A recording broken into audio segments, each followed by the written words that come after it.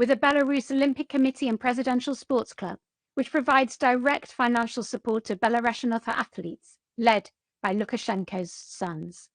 The scenes at pro-war rally at the Luzhniki Stadium last year with Putin using Olympic athletes to promote his aggression only served to underline this issue. Thirdly, we have ongoing serious concerns about how these provisions will be implemented effectively, robustly, and consistently. For example, there are issues around the consistent definition of teams and whether pairs of athletes could be allowed. This issue is one that needs further clarification. Let's be clear on why this matters. You can't compete in a team event at the Olympics other than by virtue of being the same nationality and representing your country. There are no options to pair up across country borders, so there can be no place for any teams of any numbers.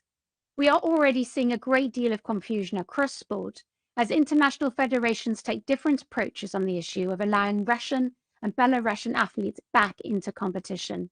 And our fear is this will only escalate over coming weeks, exacerbated by the current lack of clarity on future participation at Paris 2024 for those Russians and Belarusians who may have qualified at events this summer. In all of these discussions, we must not lose sight of what issues are at stake. More than 220 Ukrainian athletes and coaches have so far lost their lives at the hand of Russian aggression. Countless more have been forced to flee or defend their homeland from invading forces. Our countries all have the luxury of talking about our participation in future sporting events, events that will bring joy to millions and showcase our greatest athletes. Meanwhile, Ukrainian sports facilities have been destroyed or severely damaged by this war.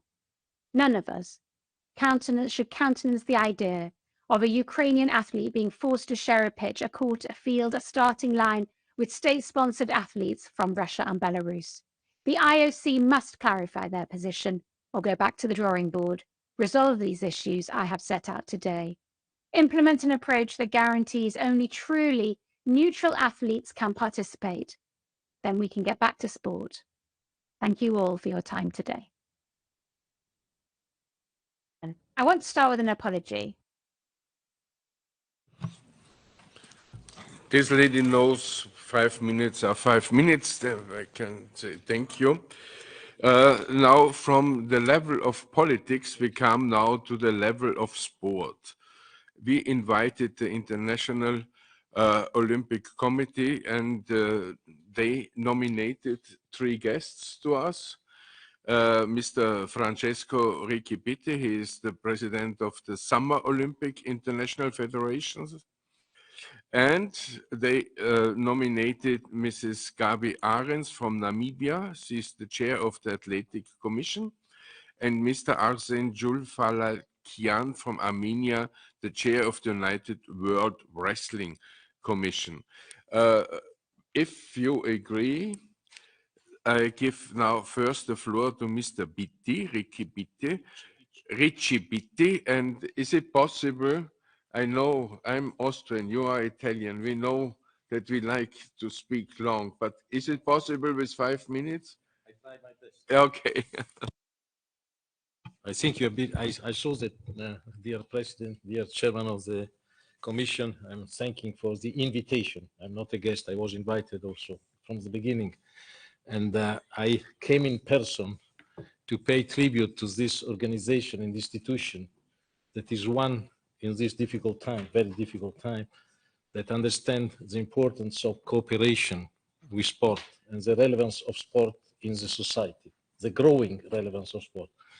We are aware of that, and this is the reason we are here. In these 5 minutes, I tried to, very shortly, to tell you what the group of people that I represented is the major stakeholder of the IOC, obviously the International Federation Olympic, have evolved in their position regarding to the item. I go exactly to the item, and I go back to the February 22 when the Russian invaded the Ukrainian territory. And I want to remind you that the IOC was one of the few, if not the only, global international organization to take immediately decision in 2 sides. One was sanction, very tough sanction on the Russian and Belarusian responsible people. I don't want to repeat because my friend Amélie has already listed and she's very informed, so I don't want to repeat this.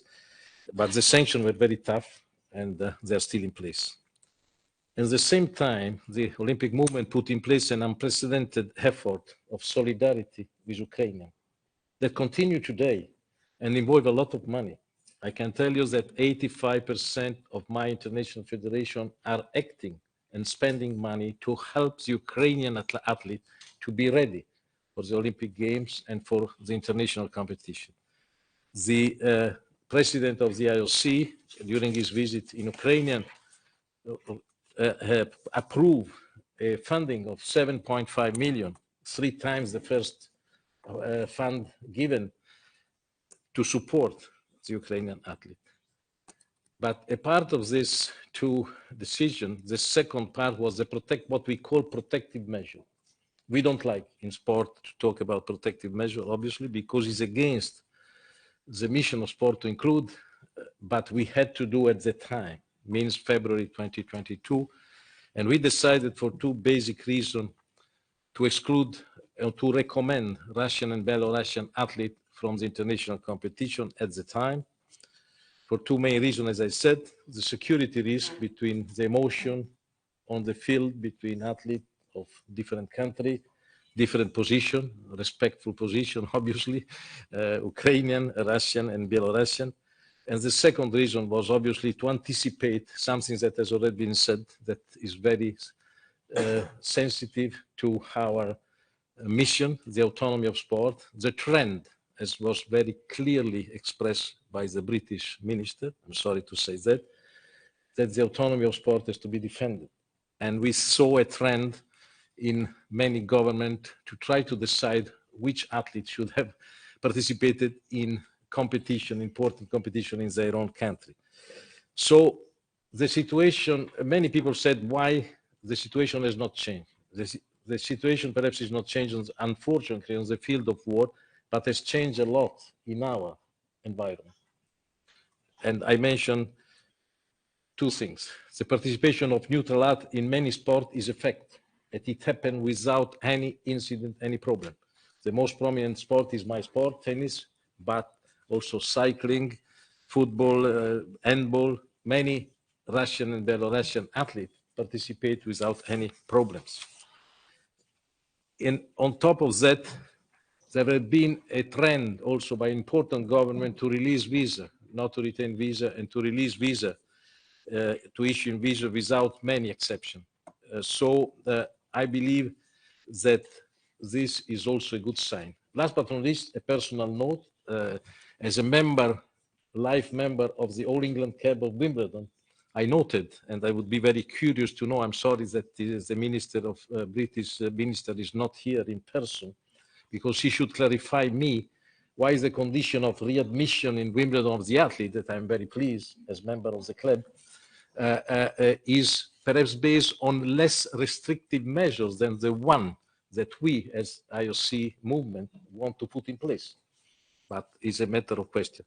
So if you put on top of this the rapporteur of United Nations that we heard, and I want to remind also that obviously the proximity play a great role in being sensitive to a war, but we have about 70 conflicts in the war, in the world now, and no place, and I'm very pleased to hear later Dr.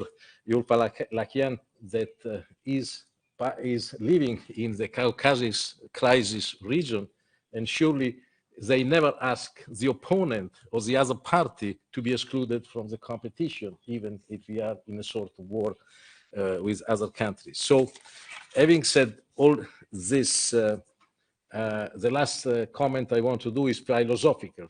We have to go back to origin of the modern sport and to De Coubertin.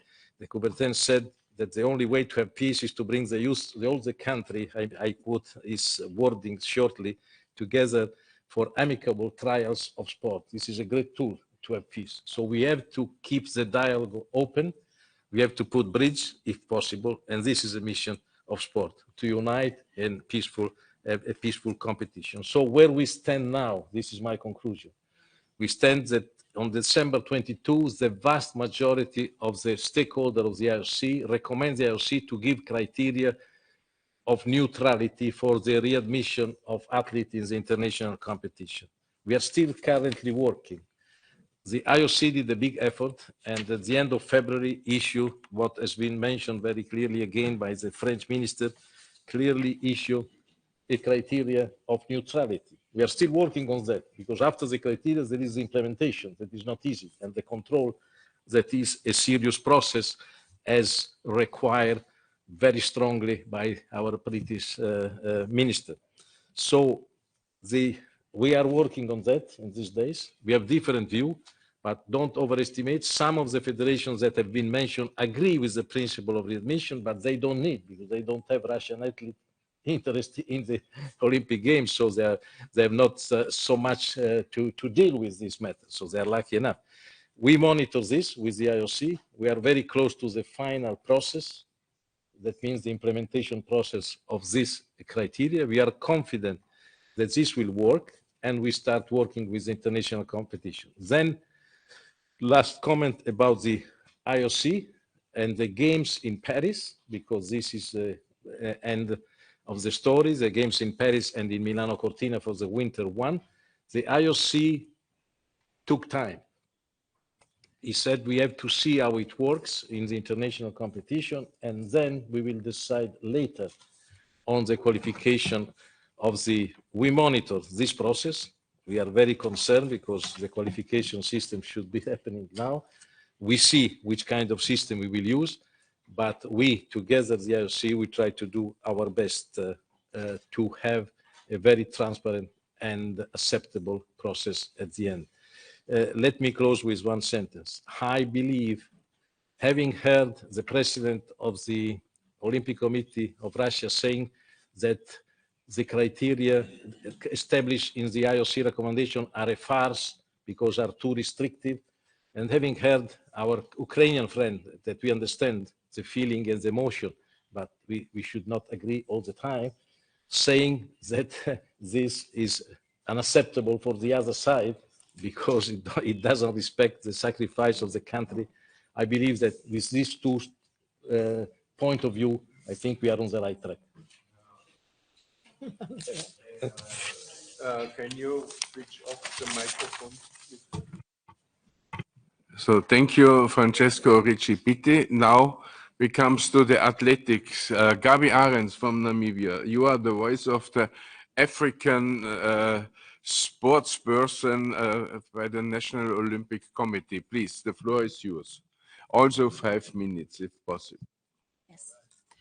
Dear Vice Chairperson of the Committee, dear President of the Assembly, dear ladies and gentlemen in this room, dear ladies and gentlemen following this roundtable virtually, and as is custom to say in my home country, Namibia, to leave nobody behind, all protocols observed.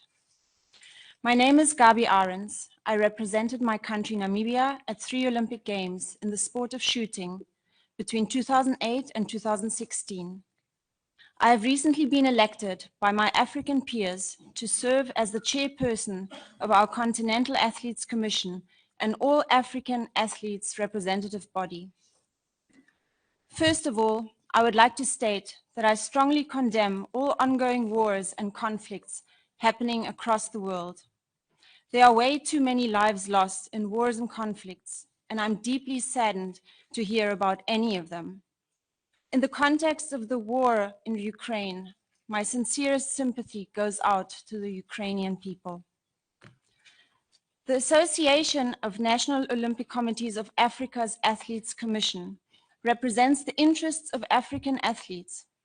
It is our responsibility to ensure that the voice of African athletes is expressed, articulated, and considered by the associated decision-making bodies of the Olympic movement. The main purpose of the Anoka Athletes Commission is to ensure that the opinions of the athletes are successfully gathered through the network of athletes commissions of national Olympic committees that are members of our continental body. Our Athletes Commission is composed of 16 athletes, and they come from 15 national Olympic committees from across the African continent. Just last month, we held the African Athletes Forum in Algeria, where over 100 athlete representatives from 50 national athletes commissions from Africa participated. As athletes, as representatives of athletes within their countries, these 100 athlete representatives are elected by their peers at a national level to represent and share the views of athletes from their countries. During this forum, we had an in-depth discussion around the mission of sport and what would this mean in relation to various conflicts and wars around in the world. As you know very well, unfortunately in Africa, we are very familiar with the issue of armed conflict between countries and within countries. This is why this topic is very important to athletes on our continent. For us in Africa, the issue of wars and armed conflict is not foreign. The resolution from over 100 athlete representatives at the Africa Athletes Forum was, and I quote here, "Athletes should never pay the price of a conflict, wherever it is and whatever it is.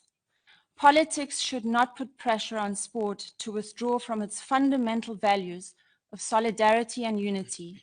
End of quote.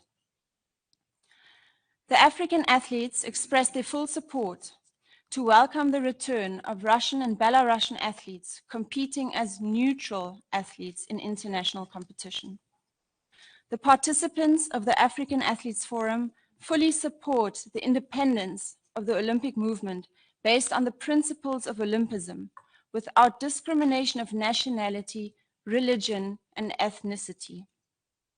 In this regard, the forum participants resolved that athletes should not be penalized for the actions of their governments. I should also note that some of our athlete representatives asked that the Russian and Belarusian athletes must be able to return to international competition without any restrictions, meaning they should be able to participate under the national flag and anthem.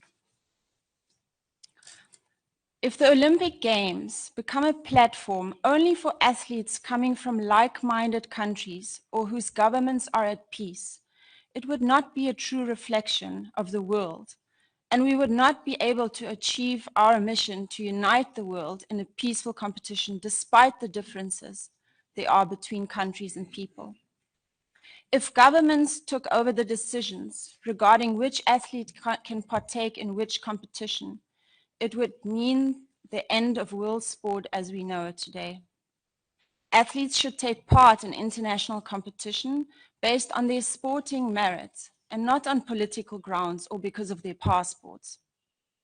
On behalf of athletes from Africa and our Athlete Commission, I would like to reiterate that athletes should never pay the price of a conflict their government is involved in.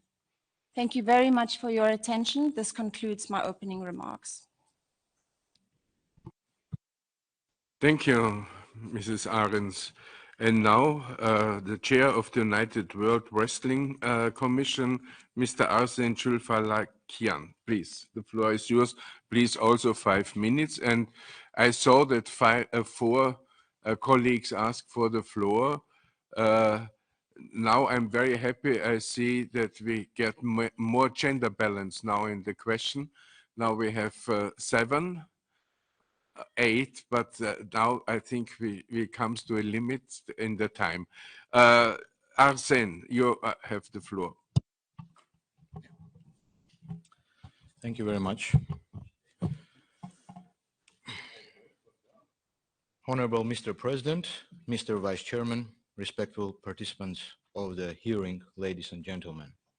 Thank you for the opportunity to be with you today and share with you my perspective on this important topic. Let me briefly tell you about myself. I'm Arsene Chulfalakian, PhD in History and International Relations, 3-time Olympian, Olympic silver medalist, world and European champion, World Cup winner in wrestling from Armenia. In 2021, I was elected by my fellow wrestlers from across the world, that is more than 180 countries, as the chair of the Athletes Commission of the United World Wrestling, the international governing body for wrestling. I am also a member of the United World Wrestling Executive Board. You might ask why I've mentioned my nationality. Because it has direct connection with the topic we are discussing right now. In September 2020, Azerbaijan brutally attacked Armenia with a full-scale war. Armenia lost it. Officially, we had more than 4,000 soldiers killed, 11,000 wounded, and about 10,000 square kilometer territory was occupied. 1 year later, we had another massive war, with more than 200 Armenian soldiers killed and about 200 square kilometer territory occupied. I trust you can imagine how well I realize what war means and looks like. During the war, I lost relatives, friends, and people whom I knew pretty closely and loved a lot. In my home country, we can feel the war every day. As we speak now, my 120,000 compatriots, among them 30,000 children, have been blockaded by Azerbaijan in Artsakh, Nagorno-Karabakh region for more than 4 months, with no sufficient food, medicine, and basic products. This February, the International Court of Justice in Hague officially ordered Azerbaijan to open the live corridor, but without any results so far. Despite all, I have never used my position in different international sports conferences or meetings to call for a total ban of the Azerbaijani athletes. And I am not going to do that here either. About the invasion of Ukraine by Russia, for me it's a personal tragedy to see these two very close neighboring nations at war. I know these countries very, very well. Since my childhood, I have spent a lot of time there with great memories. Even my first cadet coach is currently a coach in the Ukrainian wrestling team. I have friends and peers on both sides, and it is very painful to see how their population is suffering now. I extend my most sincere condolences to the people who lost relatives and friends in this tragedy. When we are talking about the possible participation of Russian and Belarusian individual athletes in international competitions, I would like to emphasize that we are discussing their return as neutral athletes. This is the key concept around which we should focus our discussion. Sanctions are not lifted. They are not going to be lifted, as Minister of Sport of France mentioned. There are no tournaments, no officials, no anthem, no flag, no team, sports, etc. So we are speaking only about the athletes who have nothing common with the political processes, not involved in war, but only doing their professional job, professional sport. As a former member of parliament in Armenia, I know very well how political decision-making works. I understand and appreciate the significance of this war from the geopolitical perspective and how it might make it different than other wars from the political standpoint. However, the Olympic Charter and the Olympic values work differently. They don't and cannot make a difference between the right of the athletes because of the geopolitical issues. The Olympic Charter is crystal clear in its guidance for the Olympic movement. There cannot be any discrimination for any reason. Human rights, democracy, non-discrimination of any athlete on the basis of their nationality. Are these values really important for us, or do we use them selectively? Just imagine the emotional condition of an athlete having this in mind. For 10, 15, 20 years or more, the athlete is waking up with one sole dream in his mind, to become an Olympic champion. And suddenly politicians destroy their dream with banning them from the competitions. They don't care, these athletes don't care about the international relations. They just want to do what they love to do and what they are good at.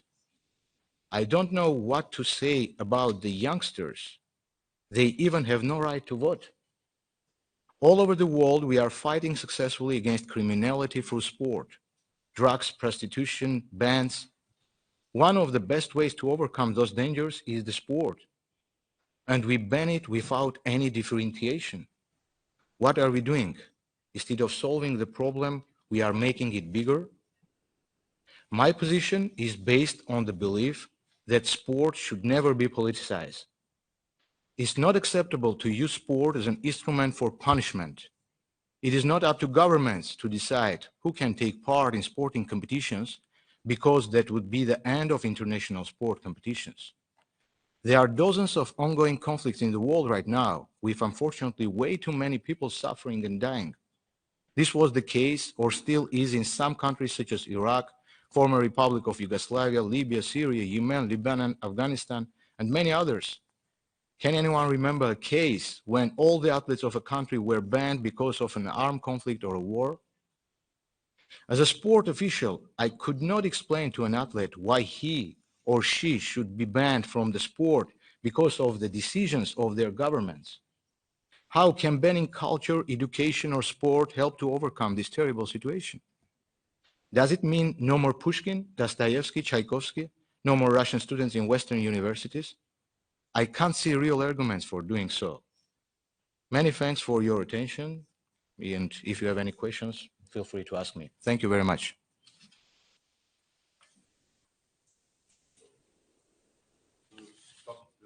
Michael. Thank you very much. Now, before I give the floor to our colleagues, I say, Mr. Kanter, can you ask now in Estonia for the floor? You are our last online guest. Mr. Kanter?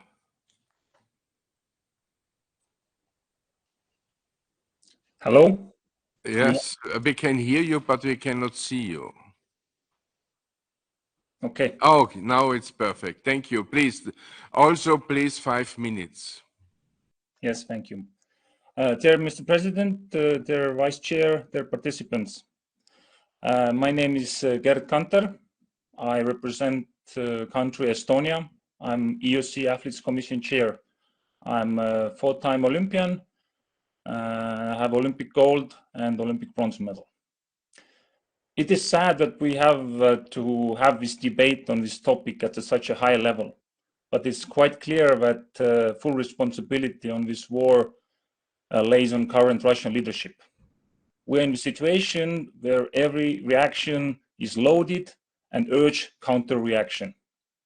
At this point, no decision is not made, but pressure is on, and the decision is very time sensitive. I fully support that this decision should come inside from sport, not from governments. But due to the complexity of this topic, everything is mixed, and there are no black or white. And as we're now following many international federations' decisions, we can see that there are no clear position. But many athletes and federations from our region are at the position that this time Russian and Belarusian athletes should not participate at the next Olympic Games in Paris 2024. I give you 5 reasons. First, it is very big risk at the Games. If Ukrainian and Russian athletes will meet at the stage at the Games, it is very hard to follow Olympic rules and values for Ukrainian athletes. At the same time, when more than 230 Ukrainian athletes and coaches have been killed in a war. And if Ukrainian athlete will decide to not compete with a neutral Russian athlete on ethical reasons, it will be turned on political statement. And it will be all over the news. So games will be politicized. Secondly, IOC has responsibility to guarantee future of the games. If we make exception to current to country who is running large-scale invasion war, we will face many risks in the future. It is not the only conflict between 2 countries. We have to admit that more than 50 countries have agreed sanctions against Russia, including many top sports countries. If we do make this exception, it will be very irresponsibility.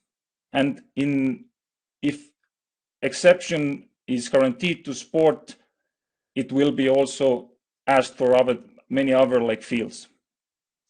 Thirdly, who can give guarantee that war does not expand to the other countries? Every day there are new news that like Russia's leaders want to conquer former territories, including my country. It will be if it will happen, how we act, because already athletes who have get this neutral position, what is going to be their position after this. Fourthly, it is also very difficult to Russian and Belarusian athletes. If they support publicly the war, they can't participate at the games at the current rules.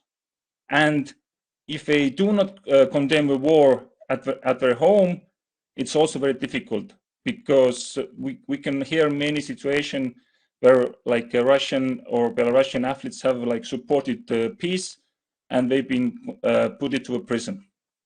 Fifth, it is not only a matter of sport and politics, it is also ethical. If we take decision and accept athletes from aggressor countries, we take also part of responsibility on casualties and victims. War is expanding and we don't know how does it end. Even if we take neutral position, it is still political and we support war. If we let thousands of people still dying and we stay away, it's very hard. It is impossible in this situation, and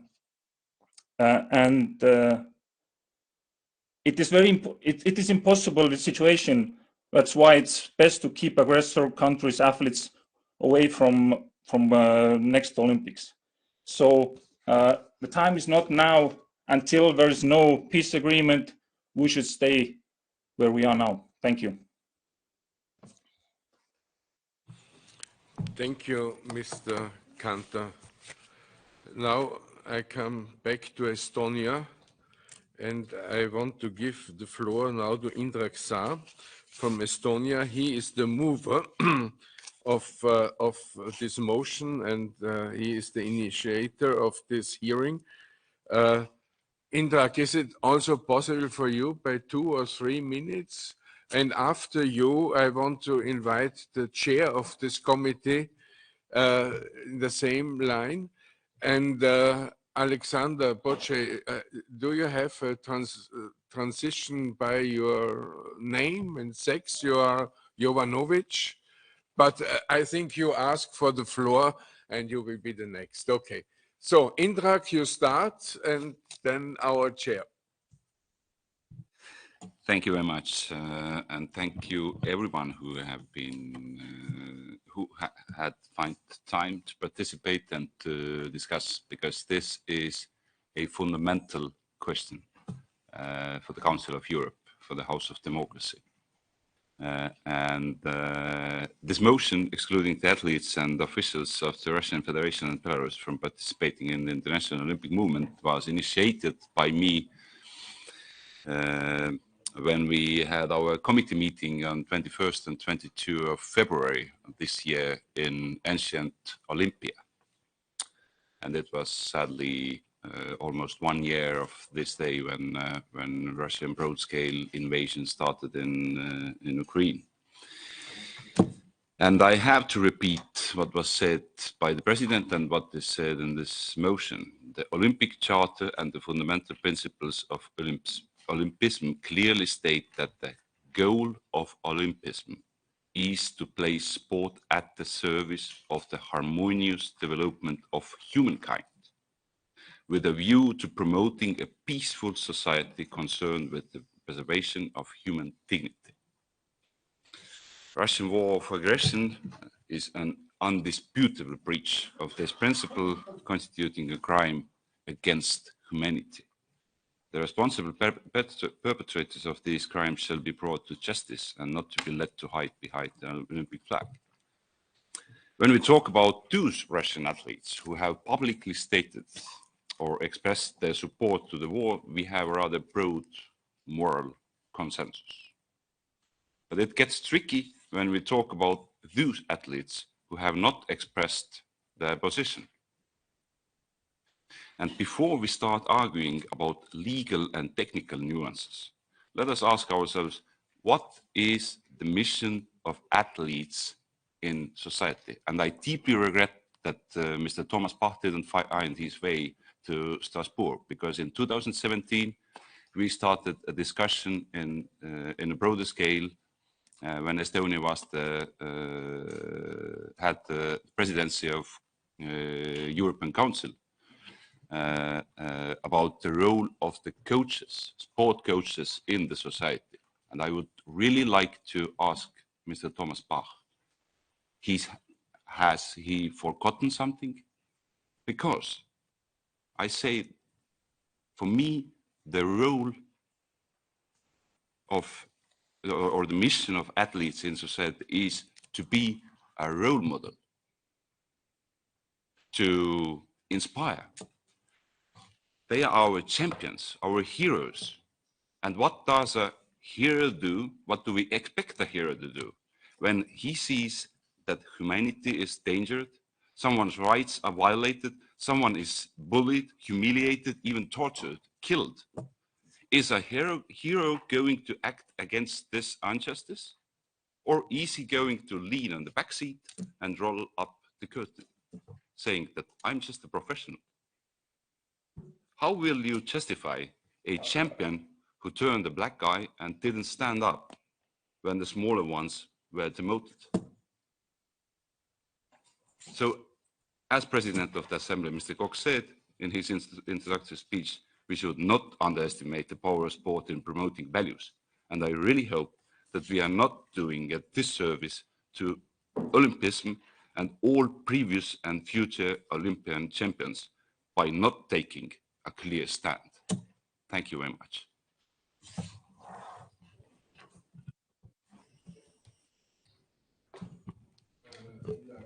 Michael, okay. Thank you, Indrak.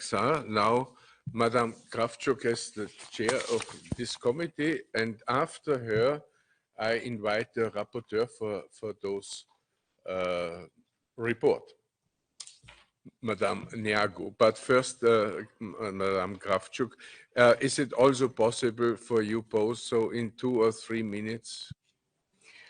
Yes, I'll try to be as short as possible, but I will try to give you the overall picture. I'm from Ukraine, so I know how it's organized in Russia, and I can read a lot of Russian sources. And just a short answer to you is sport connected to government. Just Google Putin and sportsmen, and you'll see tons of pictures. They dictators always use sportsmen, cultural workers as pretty much nice furniture near them. I'm really sorry to say that, because the Russian athletes deserve better future, and they deserve better attitude. But how they're being used, and they're not leaving the country, they are still being used. And about the concerning the how they're connected to the army, they are members of the Army Sports Club, sponsored by FSB, sponsored by Ministry of Internal Affairs. In the Olympiad that happened in Tokyo in 2021, all Russian medals came from the sportsmen, from the Dynamo Club, from CSKA Club, that are inside of the army. And when I was listening sometimes, but this conflict, in my country and in occupied territories, people are being tortured to death, raped, small kids on the front of their mother's eyes. And together in sportsmen, little sportsmen, kids are being killed. 11 years old athlete will never grow up and will never have a chance to go to Olympiads. Now, a short response to the legal part about the United Nations statement of the special rapporteur about the basic rights. Well, at the same time, when Ukrainians cannot realize, cannot have their basic right to live, we are saying that the basic rights for Russians to do sports, they can do it. They can go to Ryazan, to Sochi, to Nizhny Novgorod and do sports. But being in the Olympics, being in the main stage, sports stage, is not a basic right. It's not a basic right, but if they stand up, they can earn this right.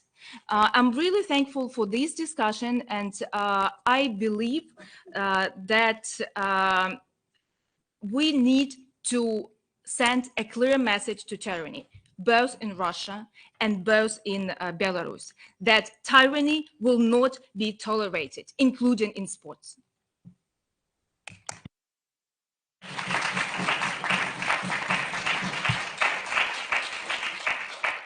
Thank you, Yevgeny. And now I ask also the rapporteur for this motion that you can be in time. Thank you. Thank you. So I have a question for Mr. President Richie. I will be short. I understand that you defend the participation of the Russian and Belarusian athletes on the Olympic Games.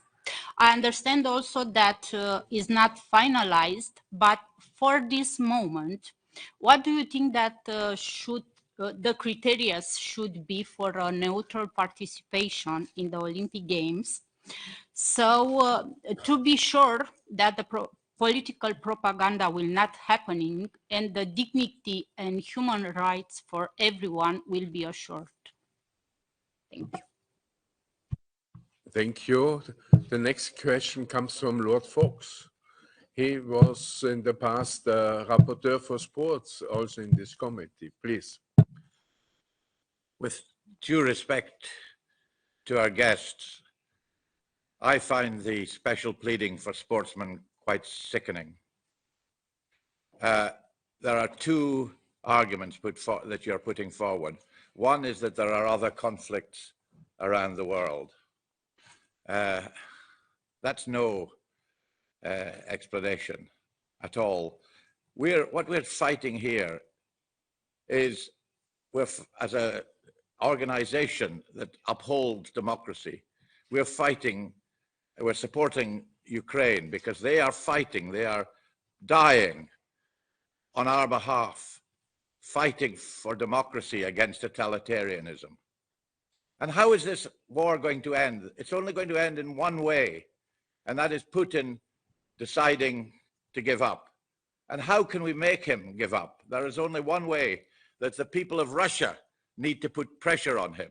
And just as the sanctions on businessmen, on oligarchs, is to make sure that to protect their fortunes, put pressure on Putin. We need the athletes to put pressure on Putin. And the only way to do that is to stop them participating in any way whatsoever in these international events. And we need to be firm on this.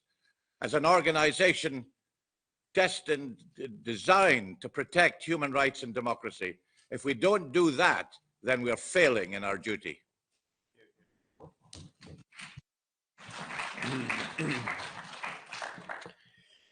I have to look on the time because we have after the voting for the Museum Prize. Madame Helena, you had before one question to the Minister Chesnokov. Please, can you make it very short and very clear? I will. Thank you, Mr. Chair. I just need to say that it's very disappointing and incomprehensible that Mr. Bach did not accept the invitation by the President of the Assembly, Tanya Tox, and the Chair of the committee. We all know that the links between state, military, and sport in Russia and Belarus are deeply connected. Despite that, IOC ignore the fact that the athletes from Russia are state-funded. But let me be clear, state funding is state representation. So let all of us in this room agree on that. So my question goes to Ricky Bitty. You mentioned the autonomy of sport. And I wish from all my heart that we could believe in sport and their autonomy. But unfortunately, we see time after time that IOC need to defend Russia. Every time Russia challenges rule of law and human rights, make the international community lose completely trust in IOC. And that's why this assembly has to get involved in this matter. We cannot only let the sport handle this question. So, Mr. Bitti, is it perfectly fine for SOF, the International Summer Federations, that several of the federations do not follow the party line and the direction outlined by the IOC? If not, how will you meet this resistance? And will you, regardless of that, just blindly follow the IOC recommendations? Thank you. Thank you. Now, Alexander, I know you hate short speeches, but is it possible today to have a really short speech? I'm always in reglement, so I will be. I assure you. I want to react on what I heard, and I will be very short and clear. To allow Russian and Belarusian, by the way, there is no Belarusian sportsman. This is a Russian word about Belarus. They're Belarusian, and I want to ask everybody to use the right word about Belarus. The country is Belarus, not Belarussia, because it's not Russia. And the name of their language and how to call sportsmen is Belarusian. That's very important. So I want to tell you, if we will allow Russian and Belarusian sportsmen to take part in Olympics just because they are sportsmen, that means that Olympic Games, they are not needed for anything in the world, because that's not about just who is faster or who is stronger. That's not about physics. It's about society. It's about the principle of peace. And that is the idea. If you want Russian and Belarusian sportsmen there, and I can understand part of your arguments, okay, let us do one thing. Ask them officially to condemn the war, because that is part of what is about Olympic Games. Ask them officially and in their writings to say that they're against the war, aggressive war of their country. If they are, they can go, they can take part. But if they are supporting the war, if they are supporting genocide, if they're supporting killings, if they're supporting rapings, sorry, it's not about Olympics. It's a shame and disaster. And I want for you, and I address you, don't make these huge mistake. Do not kill authority of your organizations once and forever. Ask their official position, and only on the basis of their official position, the decision can be made. Thank you. Thank you. I did not forget you, Mr. Alexander Boce. I only made the remark that you have a wrong name in front of you. But now the floor is yours, but I know you are the speaker of the whole group of EPP, but also 2 minutes, please. One observation, I was the first asking for the floor. Where are the Greek principle? During Olympics, no war. And I believe that you feel the continuation with the ancient Greeks. Second, I remember Olympics in 1984. Soviet Union attacked Afghanistan, and it was a boycott. Do you want to have a boycott? You will have. You will have the boycott by the end.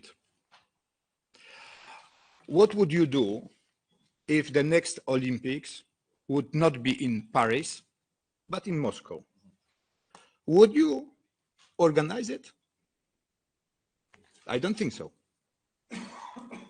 Just imagine the Olympics in 1940, after the Germans, with the Soviet Union, destroyed Poland. If they would not attack Norway, Denmark, and France in 1940. If you would be the rulers, would you allow the Olympics? Business as usual?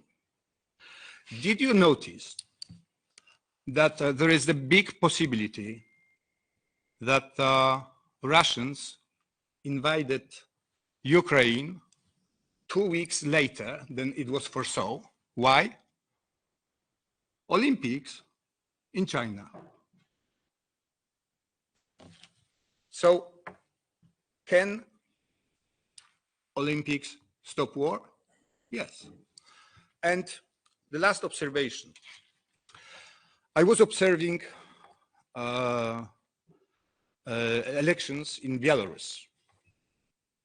And we noticed that Belarusians are not very interested in observing electoral campaign. Why?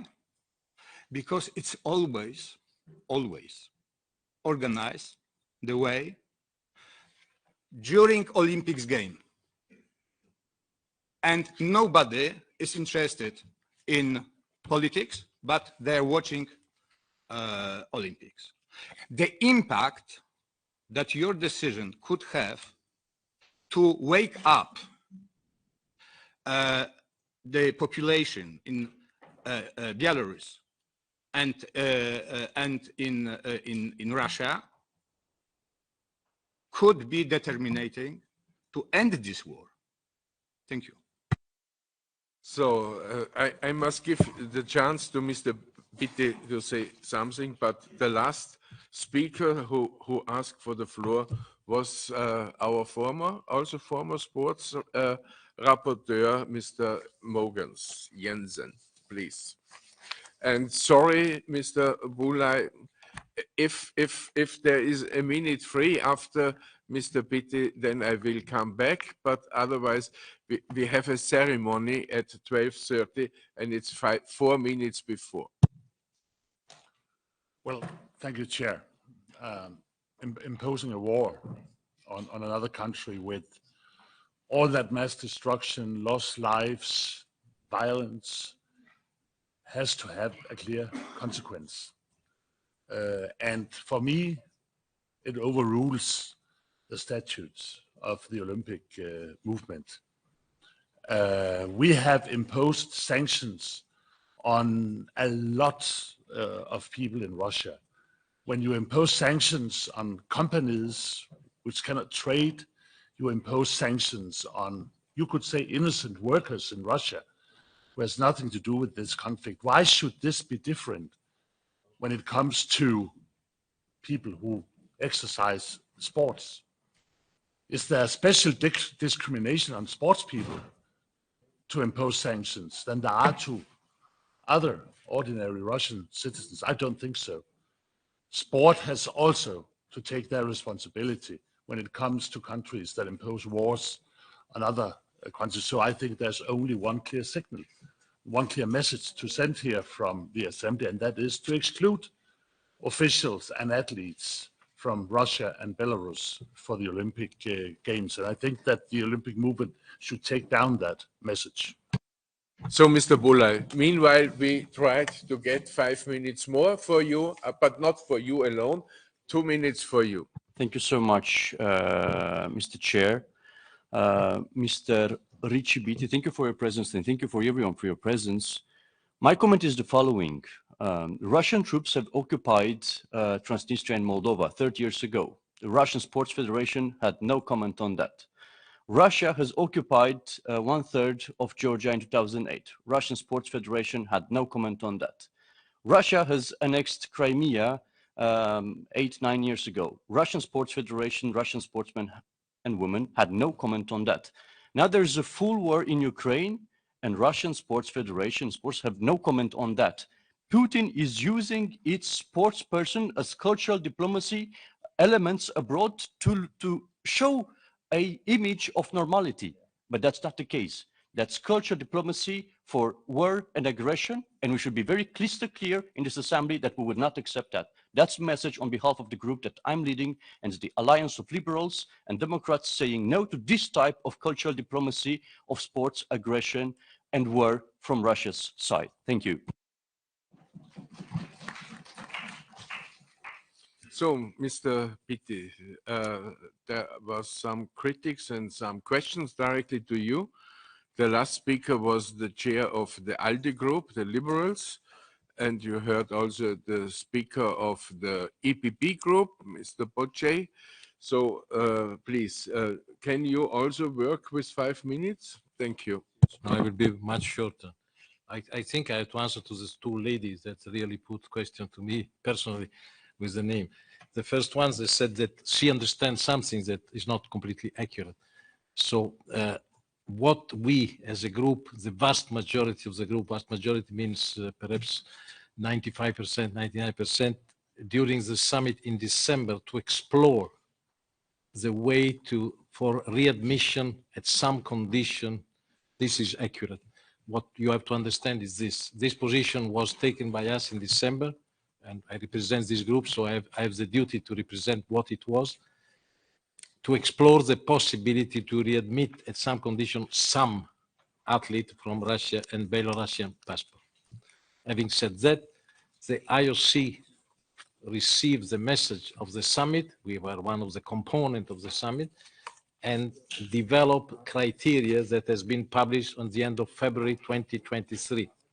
I hope you know, these criteria are no international, the criteria are 5 points that are mentioned this morning many times, I hope you know. They are very restrictive. The implementation is very difficult. And this is my answer to Madame Linda. Many federations has no important athlete from Russia, so they don't care, and they